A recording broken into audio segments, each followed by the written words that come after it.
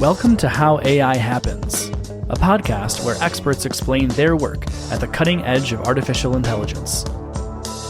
You'll hear from AI researchers, data scientists, and machine learning engineers as they get technical about the most exciting developments in their field and the challenges they're facing along the way. I'm your host, Rob Stevenson, and we're about to learn how AI happens.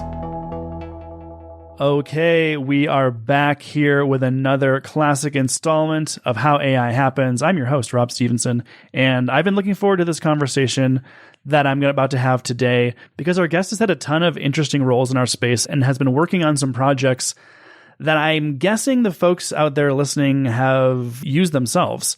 Our guest has been a developer advocate at GitHub, where she worked on generative AI tools before they were cool, tools like GitHub Copilot. She serves as the advisor and board member over at G-Code House. Currently, she is a staff developer advocate at Block. Rizel Scarlett, welcome to the podcast. How are you today? I'm good. Thanks for having me. I'm excited to speak to you as well. I'm thrilled to have you. You are broadcasting in. Just to paint a picture for the folks that are only listening, you've got the soft purple euphoria lighting in your office today. You've got the whole setup looking great, sounding great. So I'm thrilled you're here. And did I do justice to your curriculum vitae there when I was kind of stumbling through your experience? Anything I left out there? You did amazing. I think that pretty much covers the roles that I have right now. Cool. Well, you have this technical background, but you have served as this developer advocate at a couple different places now. And the developer advocate role I'm seeing it come up more and more. I assume folks out there listening are familiar with it, but I would just love to hear it directly from you. How do you kind of characterize your remit? What does that role mean to you? Yeah, I would say when a company hires a developer advocate, it could be for many different reasons. There's different types of roles that a developer advocate can kind of play. But the whole idea is basically connecting the business with the developers, right? So sometimes the business has developed this developer tool and they want other developers to be able to use it, but they're not really sure how to market it to them in a way that's like authentic, because the developers are really like sensitive, I guess, to like, oh, this is the fastest, most performant, like best tool ever. Like developers are like, okay, sure. So it helps to have someone who's technical or has been a developer before to kind of show how to use that tool in a way that's not like sleazy, like you're really trying to push it on them. So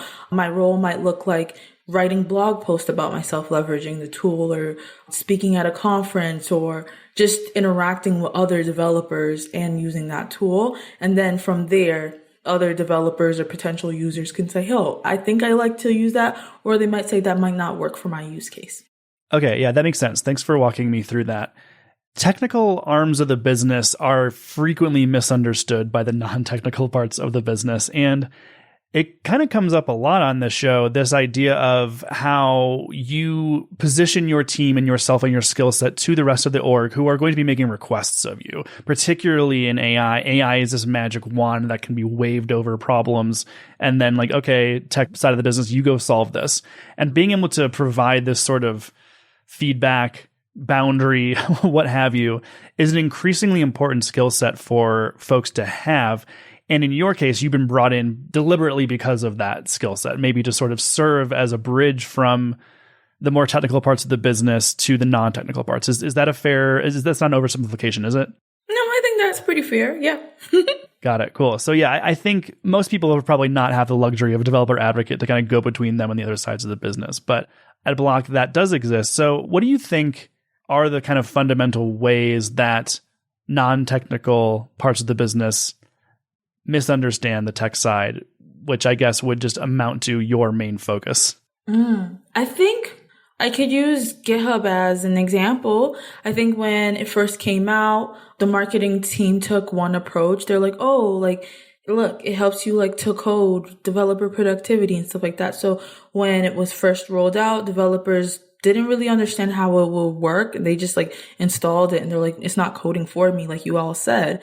And then that I think was like maybe a gap, because the marketing people might not have realized like, oh, we should tell them that like you have to type something first. You have to prompt it with a comment and stuff like that. So I think when my team came in, we kind of helped to kind of show how that works, give them tips for prompting it better. And same with any developer advocacy stuff here.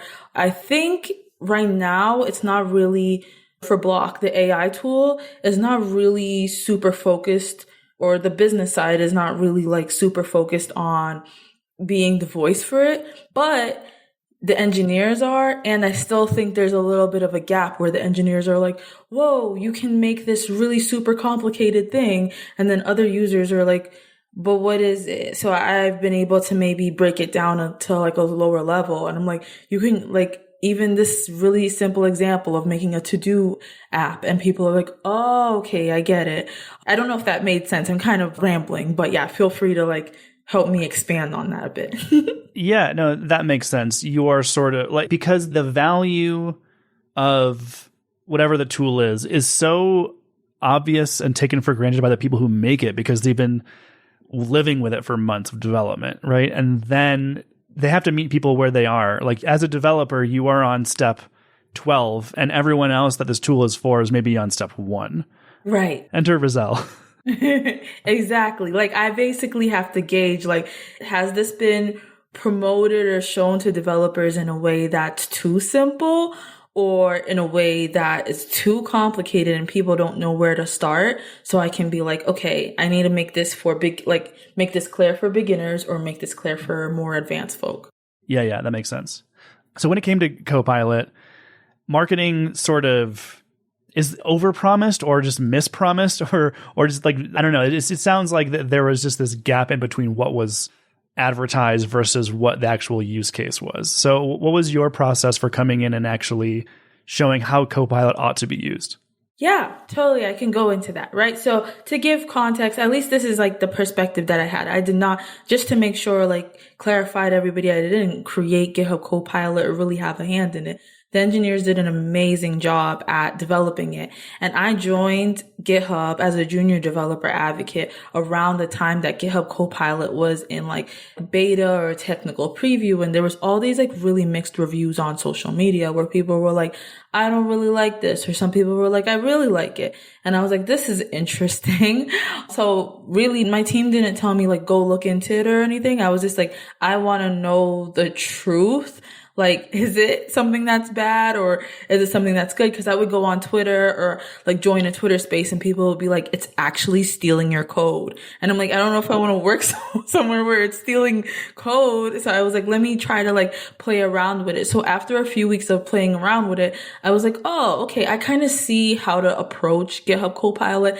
And what I had been doing at the time was like writing blog posts. And I just started writing blog posts about like, oh, here's how I was able to do XYZ with GitHub Copilot, or I just discovered this really cool feature with GitHub Copilot. I was able to like translate a code snippet from JavaScript to Python or whatever else. And I think people started to kind of pick that up inside of GitHub and outside of GitHub.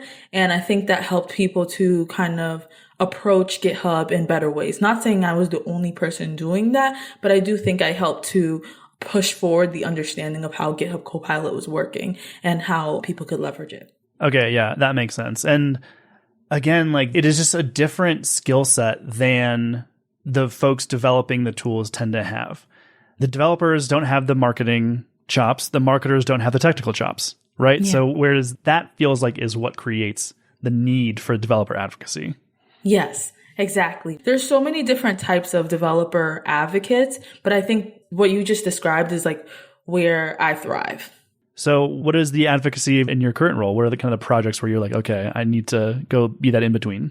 Yeah. Recently, I joined Block and they had different business units. One was called TBD, and that was focused a little bit more on like decentralized identity. I was just curious about it, not necessarily AI. I was like, let's see how that works. And that was really interesting. It was open source as well. But we've kind of pivoted away, like Block has kind of pivoted away from that business unit. So now I've been focused on some of our AI tools. One of them is called Goose. It's an AI agent that enables developers to kind of it's a productivity tool. It's basically an AI developer agent that will help you to code. You give it one prompt and it's basically pretty semi-autonomous where it'll just go through everything for you. Whereas maybe a tool like GitHub Copilot or Claude or something like that, you have to give it one prompt at a time and it does it. But you can tell Goose like, hey, I want to build out this entire app, and it'll just be like, okay, I'm going to install this,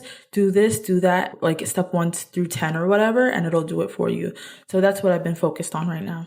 Gotcha. So you have, I mean, it's only been like a year and change between those two projects, but that's kind of an eternity in generative time. And so because it's part of your role to kind of monitor the conversation and how people are understanding or misunderstanding more accurately how a tool ought to be used, I'm curious how you've seen the conversation shift when it comes to Copilot tools and generative tools. What's been the change over the last 18 months or so? Yeah, I think the change was at first there was more fear, maybe confusion. How is it really working? To now I'm seeing more developers maybe relying on a lot of these tools to use it, but there's still a lot of questions that people have that I'd love to figure out the answers to. Like sometimes people are curious about like AI hallucinations. That's a big like frustration point for developers. Or yeah, I think AI hallucinations is like a top one. That's like the top of my mind. But yeah, I think right now we've gone from like, what is this weird tool? Like, how is it working? Is it taking my code? Like, how was it trained? To now everyone's like, oh, I want to try this tool out. Every company is like embedding AI into their product some way, somehow. So it's being more embraced. To use like sales parlance, there's a little bit of objection handling, it sounds like, that you need to do, where you were saying in the early days, GitHub Copilot stealing your code. And so then you just went off to investigate whether that was or was not the case. Now it's hallucinations. There are these critiques, some accurate, some not. Either way, the organization has to address them, right? If you want people to use your product. Yeah. Yeah, I definitely think that. Like, I think it hurts a company when they're like, oh, I don't want to say anything about it. Like, I don't want us to get in trouble. I'm like, just explain how the tool works, because developers like to have that visibility and understanding before they dive into using a tool. So currently that is hallucinations, as you said. What is like the fear, and how are you planning to address this to make people a little more trusting of Block, perhaps? Yeah, I think the fear around hallucinations is like, it's sometimes an AI tool sounds so confident in like how you can approach a problem. And then you've invested so many hours going down like a rabbit hole where you're like trying to use a method and you realize it doesn't work. And I think the way I've been approaching it so far is like explaining to people, like, you don't want to rely only on the AI tool, like continue to use your own like brain, I guess, and your own research. I mean, to be honest, it sounds mean, but yeah, like continue to use your own reasoning to be like, wait, does this make sense? And then also like, think about the fact that like most of these AI tools, these LLMs, they don't know anything. They're just using like predictive reasoning, right? It's just like math and matching things, and they just spit out whatever is like, oh, this is a good match. So they don't actually know anything. So think about that and kind of go back and forth with the AI tool and be like, why did you, like, what's the context for suggesting this method and all that? So to kind of help you reason better with the hallucinations.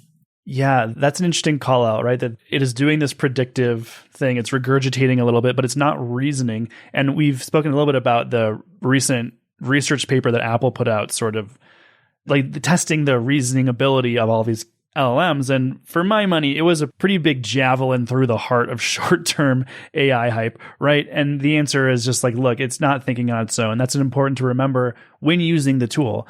And with hallucinations in particular, the problem feels like a generative tool is never going to say, I don't know, right? Yeah. It's not going to be like, no results found. It's going to say something. Yeah. Does that feel like an important hurdle? Like, shouldn't it say, I don't know, at some point?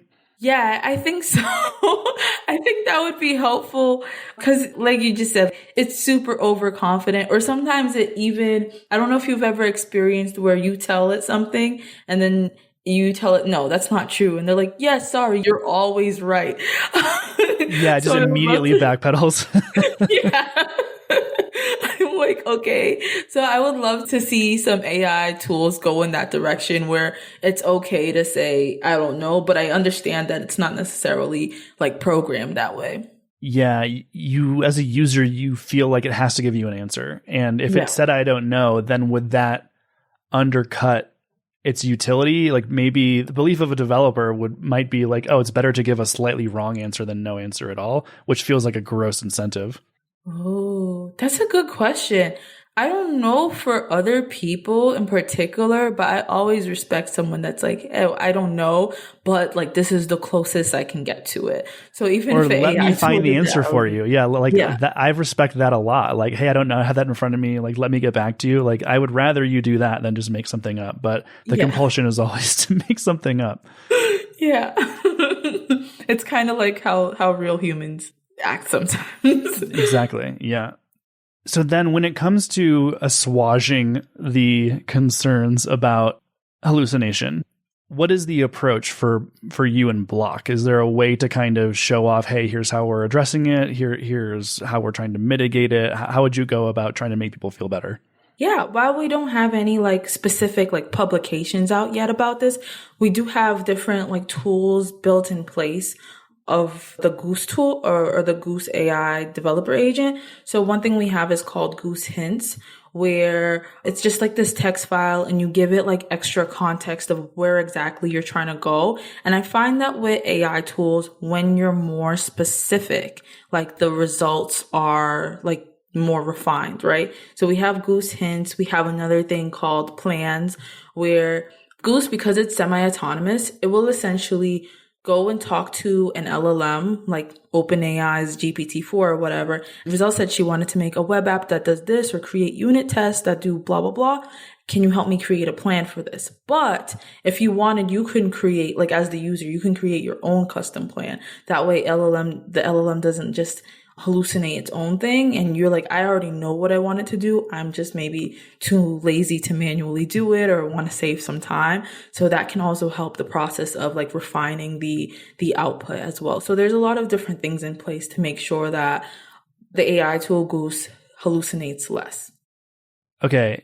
Yeah, those are good examples. And it kind of goes back to what you said earlier about like, hey, use your own brain a little bit. Like in the example of the semi-autonomous part, where it can kind of provide what sounds like an attention mechanism to be like, here's my plan for going to generate this response. Is this right? How much responsibility can we expect users to take? Yeah, I think it depends on the purpose of the AI tool, right? Like I think Microsoft had their like Microsoft Ignite thing or conference and they announced like all these different AI agents that they had. Those didn't seem, or when they announced it, they didn't seem geared towards developers. So they may have more things in place to make sure like, hey, there's these guardrails and you don't need to like customize it as much. But for a developer, we know that a developer might be a little bit more skilled. And I think that you can basically not skilled, but like they may feel more comfortable going in and editing things. And that kind of gives them the ability to just say, hey, like I want it to go this specific way. I really think it's just like, what type of agent is this? Is this like a customer agent or is this like a developer tool agent? And like the way I think of it too is kind of like, you have people who know how to use a computer, but then you have people that like to customize their own, like their computer. They like to build it on their own. I'm not that type of person, but like the Goose tool, that's geared towards those type of people that are like, I want to customize this on my own. So it's not really like, oh, some tools are like putting the responsibility on the user. It's like they're giving them that optionality if they wanted to. This is a challenge because the compulsion from folks I'm speaking to is like, how do we get these tools into the hands of everyone? How do we democratize access to these? And yet the tools themselves, unless they're in the hands of someone really, really skilled, might not be that reliable. So I don't know where we come down there. If it just really is a matter of stakes or like more guardrails for less skilled people. But I mean, that's also, it's not like a skilled person that means they also are going to use something morally either. So it's not as cut and dried as like less guardrails for a better trained person. I mean, maybe it comes down to education as well. Like maybe we need to be educating non-developers as well on like, how do we really leverage this tool? Cause that did make me think of like my friend, she's a professor and like she sees her students using ChatGPT for like social work essays and stuff like that. And I use those tools for blog posts, but I'm not going to like just copy and paste it and just trust everything it said. I still want it to have my voice. So maybe it's like, we need to find a way to kind of explain to other folks who are not really understanding how AI works. Like, okay, this is what might happen with your home loan application, or be aware of this when you're writing an essay. I don't know. That's the only thing that I could think of. Like that would be like low hanging fruit. Yeah, and that was the case when computers came out, and when chat rooms and the internet started to go into people's hands. It's like people need to understand what they're dealing with. That was a part of my education, was learning how to, when it came to developing websites, when it came to using the internet, when it came to using Wikipedia, like using ChatGPT. It's the same to write an essay, for example, is the same as using Wikipedia you wouldn't just copy paste the text. So it's just the next generation of plagiarism. And so teachers need to be more nimble, I suppose, but it's the same problem. Yeah, that's true. It's a difficult problem. And yeah, you just reminded me how much my teachers used to be like, don't use Wikipedia. Constantly. Yeah. I had a professor say that, and she like brought up Wikipedia, and then she's like, see how easy it is to just put in the wrong information. And she just like edited the article live there in class. Oh, that's a good example. Yeah, except I was the jackass who raised my hand 6 minutes later to point out that her edit had been undone.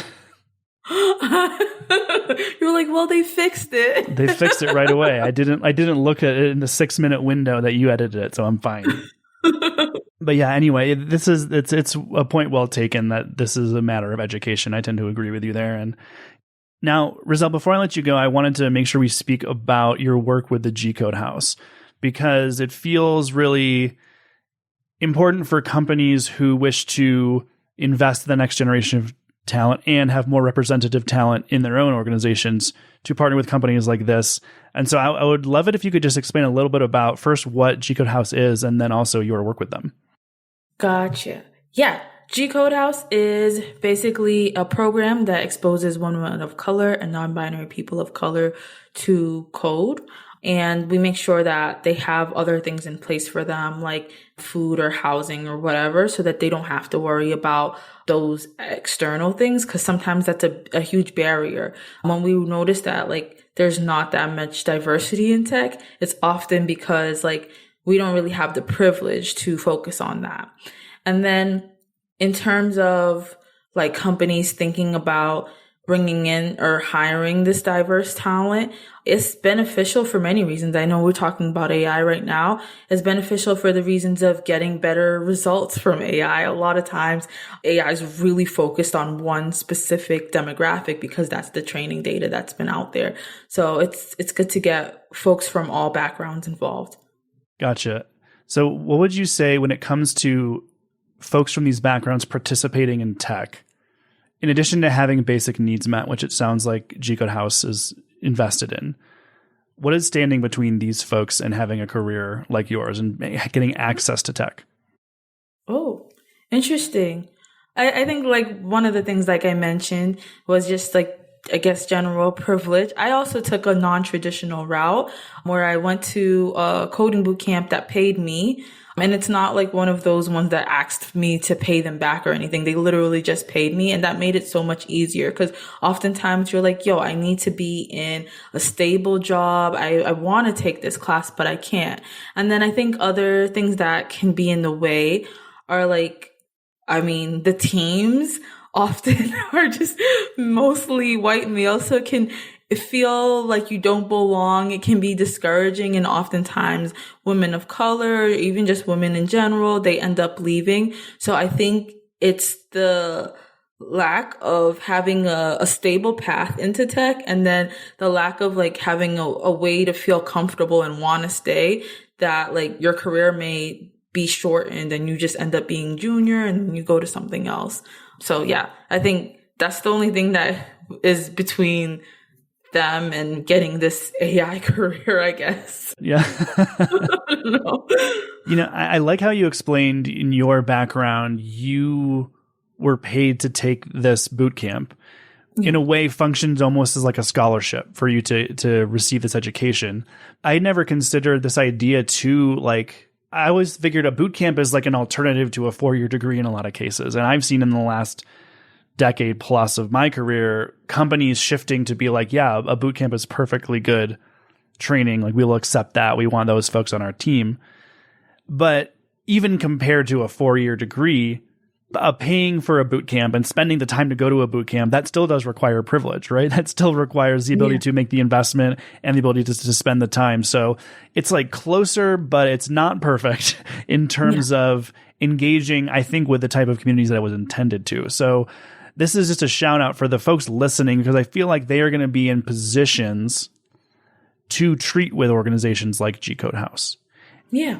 And to keep that in mind, that you might believe that you are being more inclusive by treating with a hacker house, by treating with a boot camp, for example. Keep this in mind, that who can still afford the time and the investment to go to it? Is that still the kind of person that would make your organization more representative? It's a reflection I want people to make, which is why I wanted you to share about G Code House. So thank you for walking me through a little bit about that background.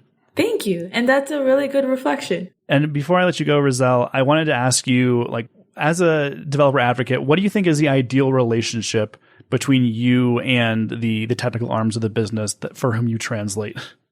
Yeah, I would say if they understand the role of DevRel, sometimes people think, as a developer advocate or whatever, I'm doing everything. I think it's a developer advocacy is a whole company effort.